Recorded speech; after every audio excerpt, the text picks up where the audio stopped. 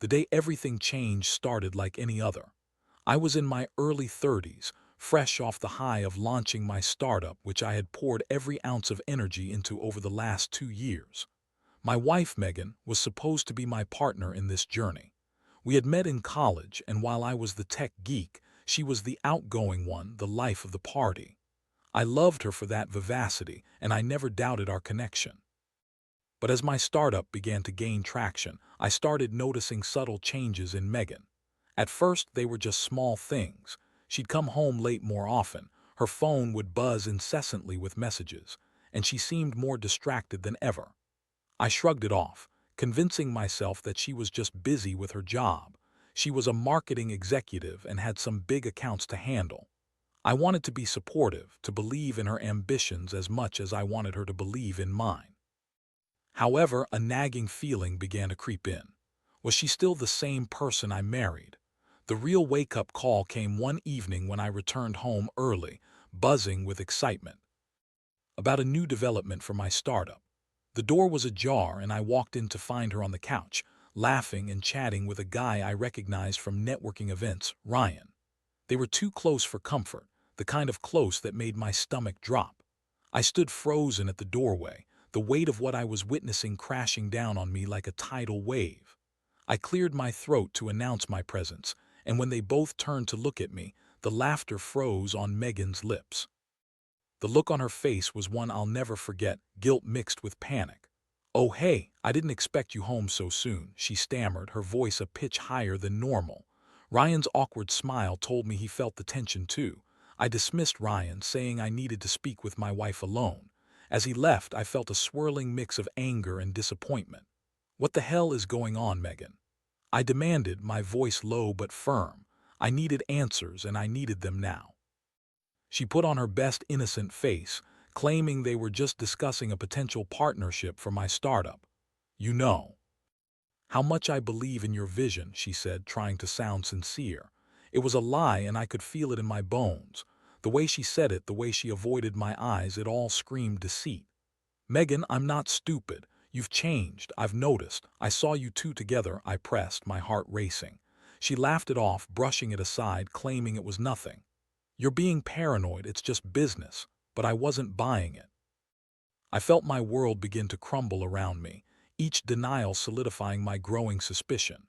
Days passed, and I couldn't shake the feeling that something was off.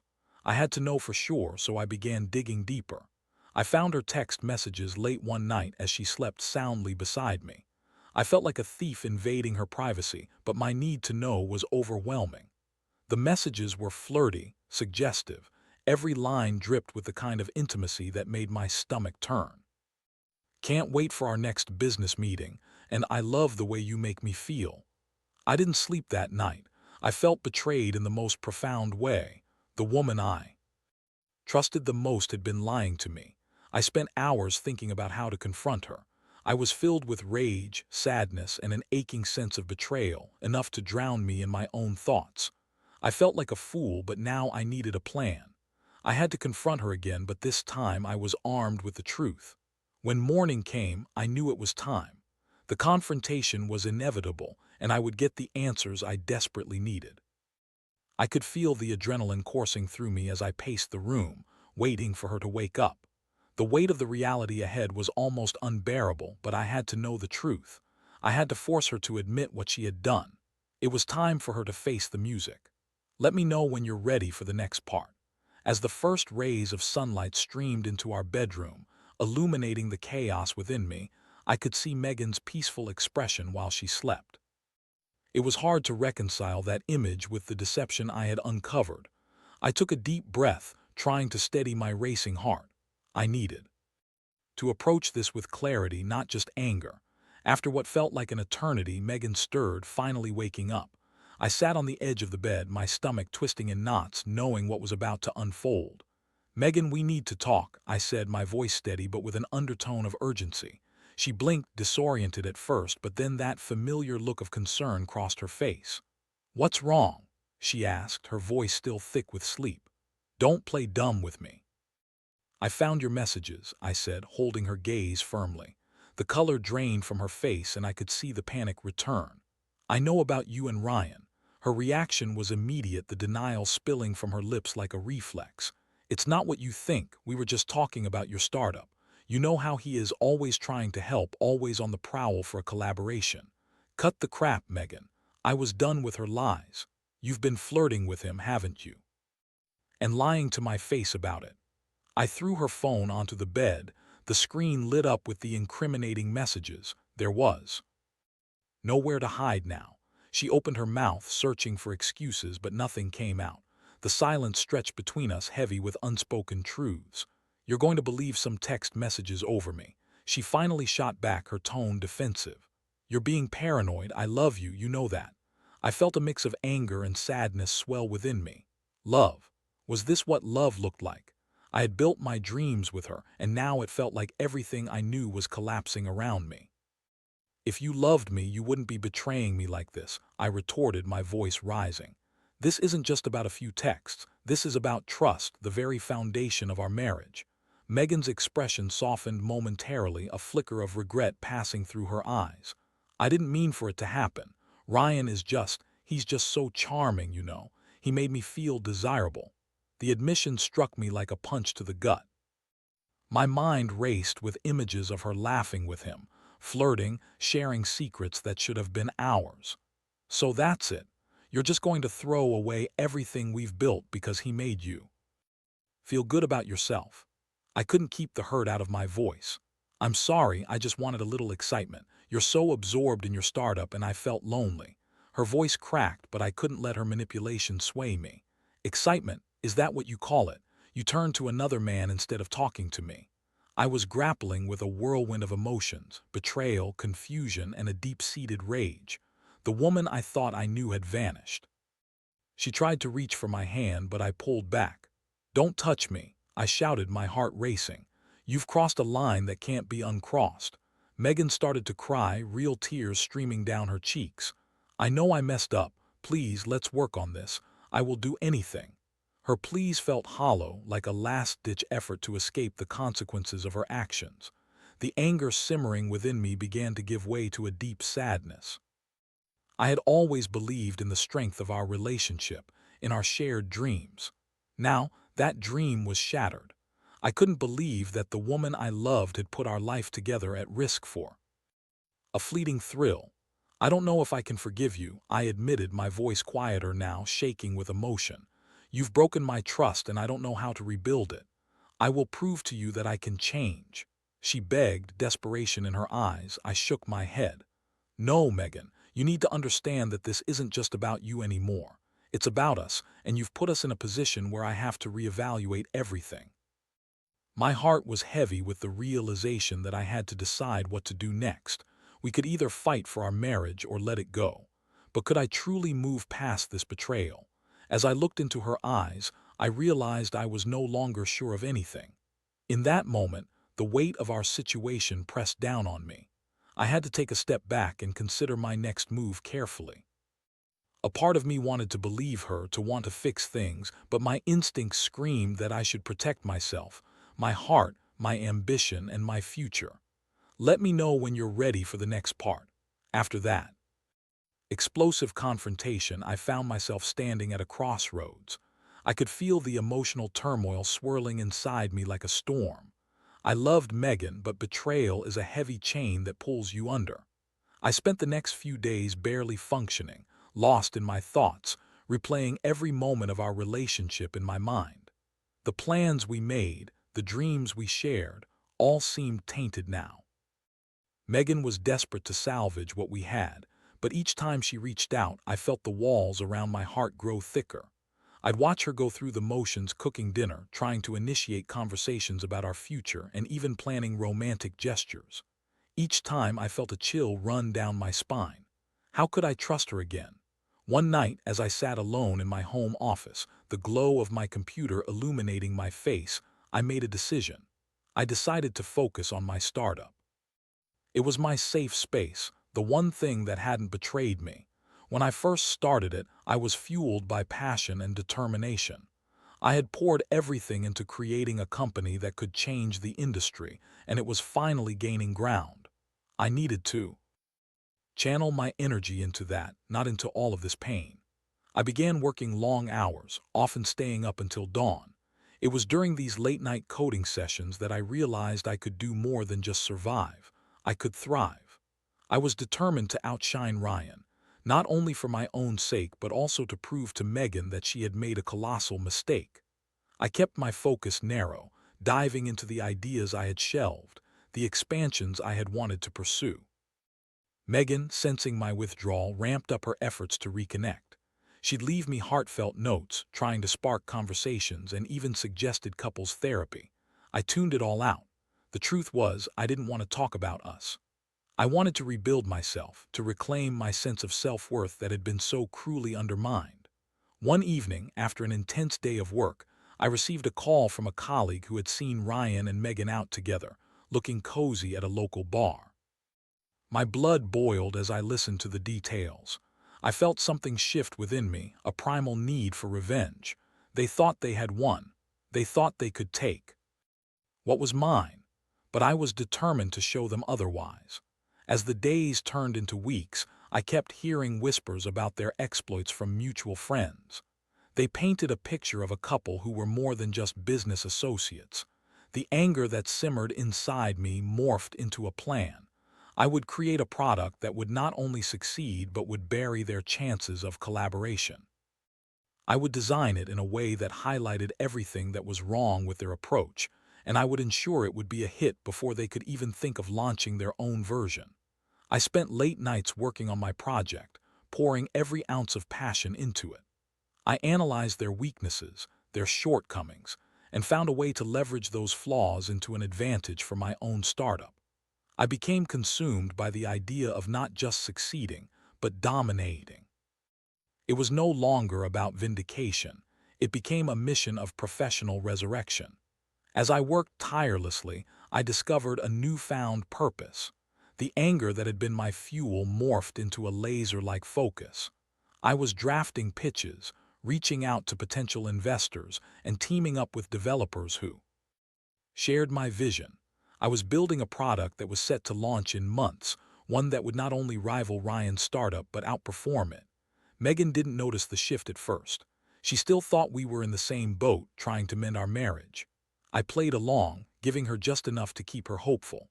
I would nod at her attempts to talk about our relationship, even feign interest when she brought up plans for the future. But inside, I was planning my comeback. One evening, while I was tweaking my product, I received a notification that made my heart race. An investor had shown interest in my project, serious interest. In that moment, I felt a rush of elation mixed with a sense of purpose that had eluded me since discovering the affair. I was on the verge of something big, and it fueled my determination. With every passing day, I could feel my resolve strengthening. I wasn't just going to recover, I was going to rise from the ashes like a phoenix. And in the back of my mind, I could already imagine the look on Megan's and Ryan's faces when they realized what I had achieved. As I pushed through the nights, working on my startup, I felt more alive than I had in years. The anger I had initially felt had transformed into a powerful drive. I was no longer the heartbroken husband. I was a man on a mission. Let me know when you're ready for the next part.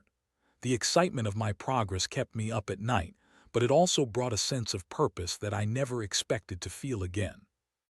As the launch date for my new product approached, the adrenaline coursed through me like a drug. I was determined to make it a success, not just for my business, but as a personal triumph over the betrayal I had endured. Megan continued to try and bridge the gap between us, often asking about my work and how things were progressing. I could see the flicker of hope in her eyes each time, but I remained guarded. I was no longer emotionally available to her. The love I once felt had transformed into a cold, calculated resolve. Every time she mentioned the possibility of a fresh start, I'd think about her betrayal, and a part of me would harden. Even further, the day of the launch finally arrived, and I was a bundle of nerves and excitement. I had spent weeks preparing every detail, making sure everything was in place. I put my heart and soul into this product, and now it was time to share it with the world. I had organized a launch event in a local business incubator, inviting potential clients, investors, and a few friends. I wanted to make a statement, and I was ready to show everyone, including Megan and Ryan, what I had built. As guests arrived, I felt a wave of pride wash over me. I was no longer just a guy who got cheated on. I was a driven entrepreneur standing on the precipice of success. The event went off without a hitch. My presentation was tight, my product was polished, and the feedback was overwhelmingly positive. I could see the excitement in the crowd, and it fueled my confidence. Then, as if on cue, who should walk through the door but Megan and Ryan? I felt a surge of adrenaline mixed with anger at their audacity. They had the nerve to show up. I took a deep breath, reminding myself why I was here: to prove my worth, to reclaim my narrative, and to succeed despite them. Megan spotted me and rushed over, her face flushed with excitement. "You did it! I knew you could!" she exclaimed, her sincerity almost convincing, but I saw through it. This wasn't about her, this was about me. "Thanks," I replied, keeping my tone neutral. "Can't talk now. Got a lot of people to impress." I turned away from her, focusing on the guests who were eager to learn more about my product. As the evening progressed, I couldn't help but notice Ryan lurking nearby, pretending to be engaged with other guests but clearly watching me. I could feel the tension in the air, a charged atmosphere that made me want to confront him right then and there, but I held back. I was enjoying my moment, and I didn't want to let his presence spoil it. Finally, as the event began to wind down, I spotted him approaching me. "Hey man, good turnout tonight," he said, trying to sound casual. But I could feel the competitive edge in his voice. "Glad you could make it," I replied, forcing a tight smile. "Hope you're taking notes. What's that supposed to mean?" He shot back, his demeanor shifting. "Just that you might want to rethink your strategy. The market's getting crowded and I'm not going anywhere," I said, my voice steady. The satisfaction of seeing his discomfort was gratifying. With that, I turned my back on him, eager to speak with more supportive faces in the crowd. I felt invigorated by the energy around me. My product was gaining traction, and the excitement in the air was palpable. I was finally building something that was uniquely mine, an embodiment of my hard work and resilience. But as the night came to a close, I found myself face to face with Megan again. She was beaming, and I could see the pride in her eyes, but there was a hint of something else, a mix of regret and longing. "You're incredible," she said softly. "I never doubted you for a second." I forced myself to be polite, but inside the anger simmered. "Thanks, Megan. I've got to focus on follow-ups now," I said, brushing her off. I felt nothing but the need to protect my newfound success from the very person who had tried to undermine it. As we left the venue, I noticed Ryan hanging back, his eyes lingering on me with a mixture of envy and frustration. The moment felt electric, charged with unspoken words and bitterness. I was ready to cut any ties to my past, and that included the ties I had with Megan. The following days turned into a whirlwind of meetings, follow-ups, and negotiations. My startup was moving forward at an incredible pace, and I was finally feeling the fruits of my labor. But every time I returned home, Megan was there, still trying to reconnect. I could see the hope in her eyes, but I had made my decision. I wasn't going back to that version of us. One night, after a particularly successful day, I returned home to find Megan waiting for me in the living room. She looked nervous, fidgeting with her hands. "Can we talk?" she asked, her voice barely above a whisper. I took a deep breath. "Sure, but just know that I'm not the same person you betrayed," I said, feeling the tension rising in the air. "I know, and I'm sorry, I messed up," she admitted, tears brimming in her eyes. "I want to make this right. I'm willing to do whatever it takes." I let her words hang in the air, feeling the weight of her apology but knowing that I had moved on. "Megan, I appreciate that, but I can't go back to how things were before. I need to focus on my future, my startup, and I don't think a relationship built on betrayal can survive." Her face fell, and for a moment I felt a pang of sadness for what we had lost. But then I reminded myself that I was reclaiming my life, my ambition, and my self-worth. I had come too far to allow her back in. Her past mistakes were like chains, holding me back from the freedom I had fought so hard to achieve. "Let me know when you're ready for the next part." After that conversation with Megan, I felt a strange mix of relief and sorrow. It was final, and for the first time since everything had happened, I felt a weight lift off my shoulders. I had made my decision, and there was no looking back. I was determined to focus entirely on my startup and my dreams without the emotional baggage of our failing marriage weighing me down. In the following weeks, my business continued to gain traction. I landed a few significant clients and secured more investment than I ever imagined possible. My hard work was paying off, and for the first time in ages, I felt a sense of control over my life. It was empowering, and I reveled in the sense of accomplishment that came with each milestone I reached. Yet even amid my success, the echoes of my past haunted me. I still saw Megan at social events, and every time our eyes met, I felt a flicker of the emotions I had initially tried to suppress. The hurt was still there, but I was learning to manage it. She still attempted to engage with me, often sticking close to Ryan at gatherings, trying to play the part of a supportive partner. I couldn't help but wonder what their relationship looked like now, but I was done caring about the details of her life. One evening, I received a call from a prominent tech magazine asking if they could feature my startup in their next issue. It was a huge opportunity, and the excitement coursed through me. As I hung up, I could almost feel the momentum of my life shifting under my feet. This was it, the validation I had been waiting for. As I prepared for the interview, I found myself reflecting on how far I had come. There was something poetic about my journey. From heartbreak to resilience, I was ready to share my story. I wanted others to know that even when life knocks you down, it's possible to rise stronger. On the day of the interview, I stepped into the office of the magazine feeling a mix of nerves and exhilaration. The reporter was friendly, asking thoughtful questions about my startup, my vision, and my journey. I could sense her genuine interest, and as I spoke about the challenges I had overcome, I felt the fire reigniting within me. But just as I was starting to feel on top of the world, my phone buzzed with a notification. I glanced down and saw a text from Megan. "I need to talk." It's important. A knot tightened in my stomach. I was torn between wanting to ignore her and grappling with the reality that our past wasn't so easily shaken off. I finished the interview and decided to meet her. I wasn't sure what she had to say, but a part of me felt a strange sense of obligation. I had to confront the remnants of our relationship one last time. We agreed to meet at a nearby cafe, a neutral ground where I was sure I could maintain my composure. When I arrived, Megan was sitting at a corner table, her face pale and drawn. She looked nervous, and as I took a seat across from her, I could see the resolve in her eyes wavering. "Thanks for meeting me," she said, her voice shaky. "I know things between us are complicated." "You could say that," I replied, keeping my tone measured. "What's on your mind?" "I've been doing a lot of thinking," she began, fidgeting with her coffee cup. "About us, about our marriage, and about my choices. I realize now how selfish I was, and I'm truly sorry. I never wanted to hurt you." I remained silent, waiting for her to continue. "I've been talking to a therapist, and I'm starting to understand the issues I need to work on. Her voice trailed off as she met my gaze, searching for something, understanding perhaps. "I want to make amends, to understand where we went wrong." I felt a mix of emotions again, but mostly I felt detached. "Megan, I appreciate that you're taking steps to reflect on your actions, but I've moved on.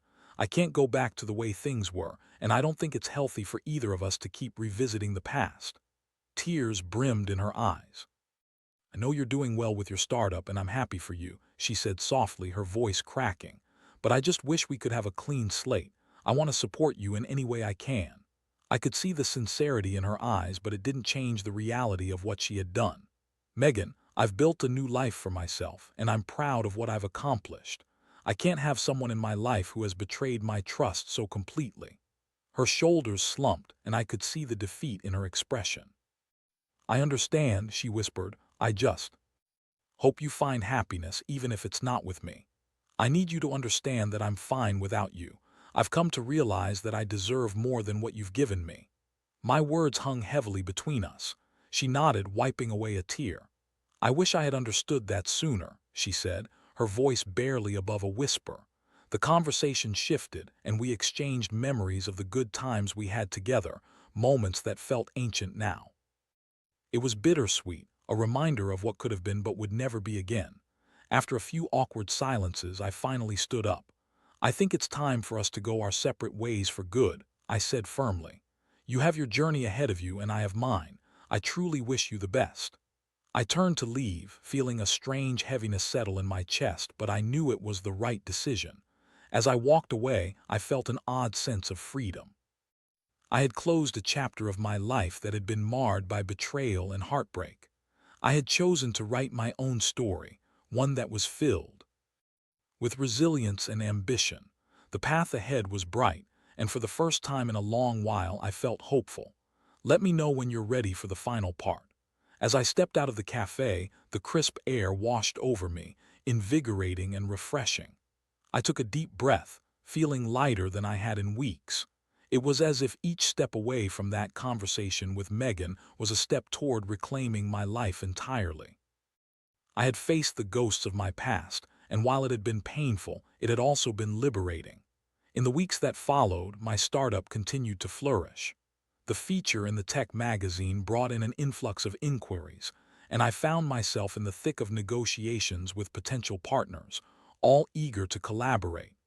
Every late night at the office, every moment of uncertainty had led me to this point, and I was determined to make the most of it.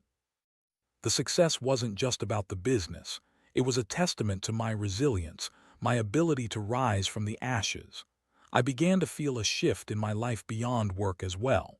I had poured so much energy into my startup that I had neglected other areas, friendships, hobbies, and most importantly, myself. Now I was determined to create a balanced life. I reconnected with old friends, explored new interests, and even started taking up running again, something I had always enjoyed before the chaos of my marriage. One evening, while at a networking event for entrepreneurs, I crossed paths with a woman named Sarah. She was engaging, intelligent, and shared a passion for innovation that mirrored my own. We struck up a conversation that flowed effortlessly, and for the first time in what felt like an eternity, I found myself genuinely laughing and enjoying someone's company without the weight of my past hanging over me. As we talked, I found myself opening up about my journey, and she listened intently. It felt good to share my story, not as a victim but as a survivor who had fought for his dreams. Sarah shared her own experiences, including her struggles and successes, and I felt a connection forming between us that was refreshing and exhilarating. After that night, we began to spend more time together. It was easy and natural, a stark contrast to the complicated emotions I had navigated with Megan. Every date with Sarah felt like a new beginning, a chance to experience joy without the shadows of doubt and betrayal lurking in the background. As my business continued to thrive and my connection with Sarah deepened, I realized that I was finally in a place where I could embrace the future. I had taken the pain of my past and transformed it into something beautiful. I understood the importance of trust and the need for healthy communication in any relationship, lessons that had been hard-won. Months later, as I stood on stage at a tech conference to speak about my journey and the innovations my startup was bringing to the industry, I felt a wave of gratitude wash over me. I had navigated the storm, and now I was standing in the light. I spoke candidly about resilience, the importance of believing in oneself, and the power of community. As I glanced through the audience, I could see Sarah beaming at me, pride radiating from her. After my talk, I was bombarded with congratulations, and as I made my way through the crowd, I felt a sense of fulfillment that I had long missed. I had built not just a business but a future filled with hope and possibility. Reflecting on everything that had transpired, I realized that while Megan's betrayal had been devastating, it had also been a catalyst for my growth. It pushed me to confront my fears, to harness my passion, and to rise stronger than ever. I had learned that sometimes the most difficult paths lead us to places we never imagined we could reach. And so, as I stood there, surrounded by friends, colleagues, and the promise of a bright future, I was filled with a sense of peace. I had come to terms with my past, learned valuable lessons, and had opened the door to a new chapter in my life. The journey was not just about revenge or proving others wrong. It was about discovering who I was meant to be and embracing every moment of it. In the end, I realized that the most powerful form of revenge is a life well lived. I had taken the pain and transformed it into a springboard for success. With new beginnings and endless possibilities ahead, I was ready to embrace whatever came next. And for the first time in a long time, I felt truly free. This is the conclusion of the story.